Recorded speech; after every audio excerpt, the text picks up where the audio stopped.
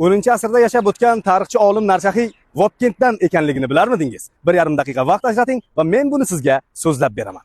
Vobkent haqidagi dastlabki ma'lumotlar ilk o'rta asrlar manbalarida aks etgan. Ularda Vobkent bir necha qishloq qo'rg'onlardan iborat bo'lganligi qayd etiladi. Xususan, Vobkentning g'arbida joylashgan Narchoq qishlog'i manbalarida birinchi bo'lib tilga olingan. 10-asrda yashab o'tgan tarixchi olim Narshahiy ana shu qishloqda tavallud topgan. Narchoq qishlog'i Muqanna qo'zg'oloni markazlaridan biri bo'lganligi tarixdan yaxshi ma'lum. Vobkent turkiy tilning o'g'uz shevasida vob yoki vahhob hamda forsiy kent so'zlaridan olingan bo'lib, bo'z yer, qo'riqdagi qishloq degan ma'nolarni anglatadi. 13-asrda dunyo bo'ylab sayohat qilgan arab sayyohi Ibn Battuta Xorazmning Qiyot shahridan Vobkent orqali Buxoroga sayohat qilganligini yozadi. Biz Sepoya nomi bilan mashhur yo'ldan ketdik. U sahrodan 6 kun suvsiz, nesiz o'tib bordik. Keyin Vobkent shahriga yetdik. U Buxorodan 1 kunlik masofa beridadir. Vobkent chiroyli shaharcha. Unda ariqlar, bog'lar serob. Shahar aholisi yil bo'yi uyida uzum saqlaydi. Ularning olu deb ataladigan mevasi bor. Shu mevalarni quritib qoq qilib Hindiston va Xitoyga olib borishadi. Yangiligida shirin, bu meva quritilganda nordonroq bo'lib qoladi.